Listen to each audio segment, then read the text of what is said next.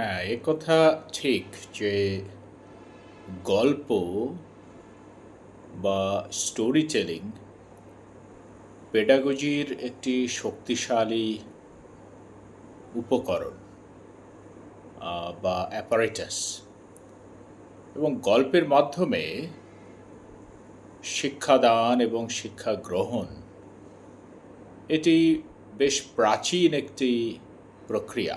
এটি আমাদের এই উপমহাদেশেই আছে, যে গল্প শুনে বা গল্প বলে নলেজ এক জেনারেশন থেকে আরেক জেনারেশনের মধ্যে ট্রান্সমিট করার যে প্রক্রিয়া, সেটি কিন্তু আমাদের এই উপমহাদেশেই বেশ প্রাচীন কাল থেকে চালু ছিল। এবং আপনি যদি পঞ্চতন্ত্রের কথা চিন্তা করেন,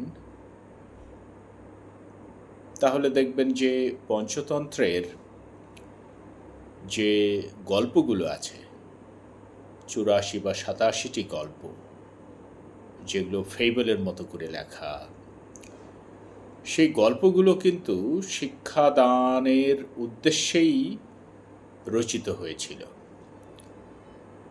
এবং এই গল্পগুলোর শক্তির বিষয়টি যদি চিন্তা করেন, তাহলে দেখবেন যে এগুলো কত তাৎপর্যপূর্ণ এবং কতটা ইম্প্যাক্টফুল। এ প্রসঙ্গে আমি ইতিহাস থেকে একটি দৃষ্টান্ত হাজির করছি, যে ষষ্ঠ শতাব্দীতে পার্সিয়ান একজন রাজা, যার নাম হল খসরু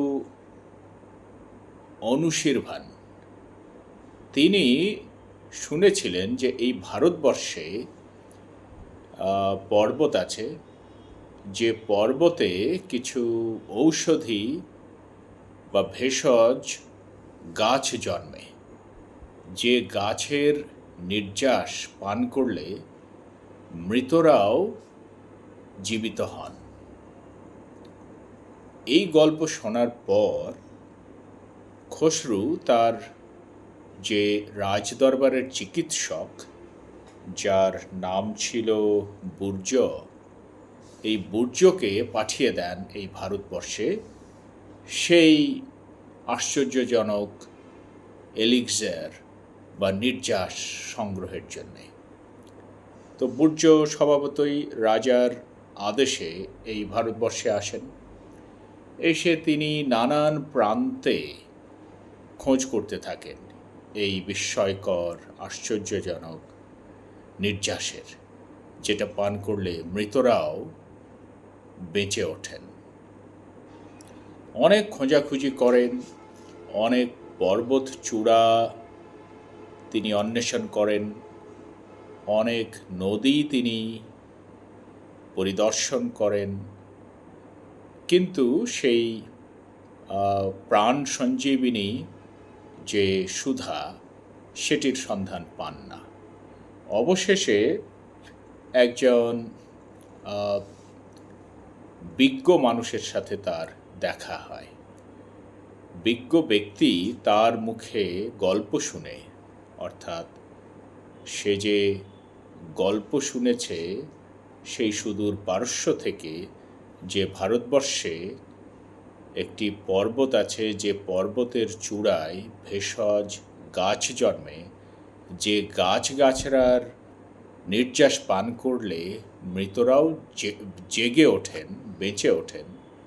তো এই গল্প শোনার পর সেই বিজ্ঞ ব্যক্তি বললেন যে আসলে তুমি যা খুঁজছ তা প্রকৃত অর্থে কোনো ভেষজ গাছ নয়, বা যে পর্বত খুঁজছ সেটিও প্রকৃত অর্থে কোনো পর্বত নয়। এই পর্বত হলো আমাদের এখানকার যারা বিজ্ঞ জ্ঞানী ব্যক্তি, তাদের মেটাফোর। অর্থাৎ বিজ্ঞ জ্ঞানী ব্যক্তিরা হলেন পর্বতের চূড়ার মতো, আর ওই ভেষজ যে গাছগুলোর কথা সেই রাজা শুনেছেন, খসরু শুনেছেন, সেই গাছগুলো আসলে ওই বিজ্ঞ ব্যক্তিদের জ্ঞান বা জ্ঞানের নির্যাস। আর এই যে মৃতদের কথা যে শুনেছেন, যে মৃতরা ওই নির্যাস পান করলে জীবিত হন, এই মৃত আসলে যারা নিরক্ষর মানুষ, যারা সাধারণত অশিক্ষিত মানুষ, তাদেরকে বোঝানো হয়েছে। যারা ওই জ্ঞানীদের জ্ঞানের সুধা পান করে পল্লবিত হন, বিকশিত হন, তাদের মধ্যে জাগরণ ঘটে। এবং সেই বিজ্ঞ ব্যক্তি বূর্জকে বললেন যে তুমি আসলে যা খুঁজছ সেটি আমাদের লাইব্রেরিতে সংরক্ষিত আছে, এবং সেটির নামই হলো পঞ্চতন্ত্র। তো যেহেতু লাইব্রেরি থেকে বই বাইরে নিয়ে যাওয়া নিষেধ ছিল, তাই বূর্জ কোনোভাবে সেই লাইব্রেরিতে প্রবেশ করে গল্পগুলো মুখস্থ করে ফেলেন। তারপর তিনি সেই গল্পগুলো পেহলবি ভাষায় অনুবাদ করে নিয়ে যান তার রাজার কাছে। এই যে গল্পগুলো, যেগুলো ষষ্ঠ শতাব্দীতে পেহলবি ভাষায় অনুদিত হয়, সেই পঞ্চতন্ত্রের গল্পগুলোই আসলে এই ভারতবর্ষের যে জ্ঞান, ভারতবর্ষের যে জ্ঞান প্রবাহ, সেটির অন্যতম প্রধান ধারক। তো এই যে পঞ্চতন্ত্র, এটি কিন্তু আমাদের এই উপমহাদেশের যে পেডাগজি বা শিক্ষাদান পদ্ধতি, তার অন্যতম প্রধান একটি টুল বা অ্যাপারেটাস। 345 খ্রিস্টপূর্বাব্দে মহিলারপ্পর রাজা অমরাশক্তি, তার 3 পুত্র, এই 3 পুত্র বিদ্যালয়ে যায় না। তারা বিদ্যালয়ের যে বাধা ধরা নিয়ম, সেই নিয়মের মধ্যে যেতে চায় না। তো রাজা তো মহা চিন্তিত হয়ে গেলেন। এখন এই 3 রাজপুত্র যদি গণ্ডমূর্খ হন, তো এরা ভবিষ্যতে দেশ চালাবেন কিভাবে?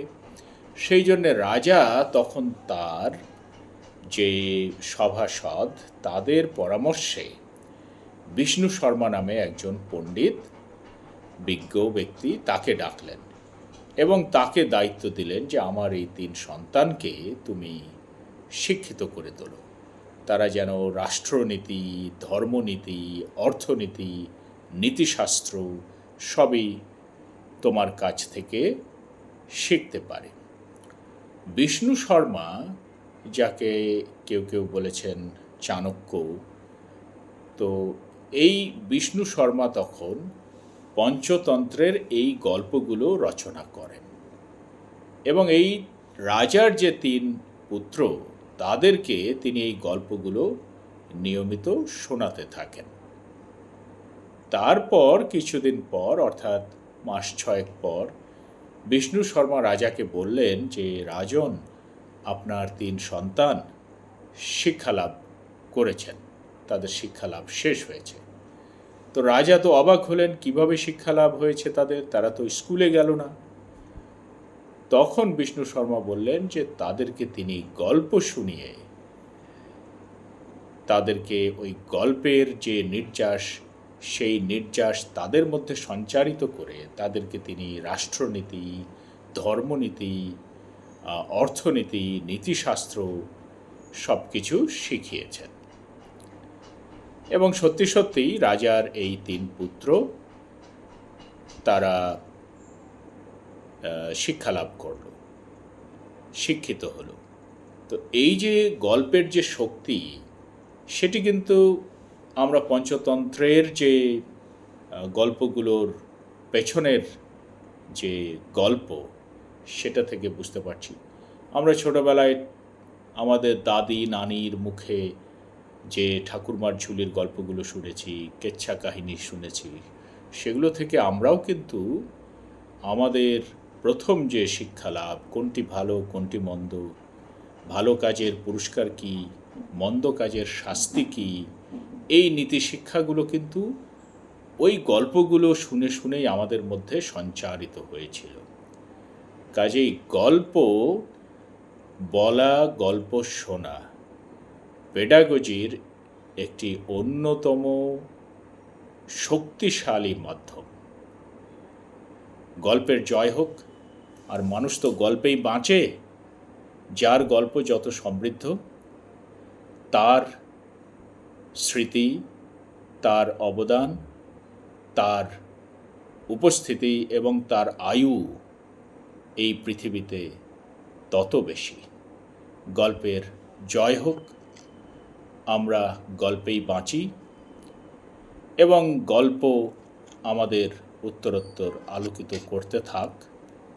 আমাদের গল্প হোক সবার গল্প, আমাদের গল্প হোক সব মানুষের গল্প, আমাদের গল্প হোক সব মানুষকে অন্ধকার থেকে মুক্তির দিকে নিয়ে যাবার একটি অন্যতম প্রধান অনুষঙ্গ।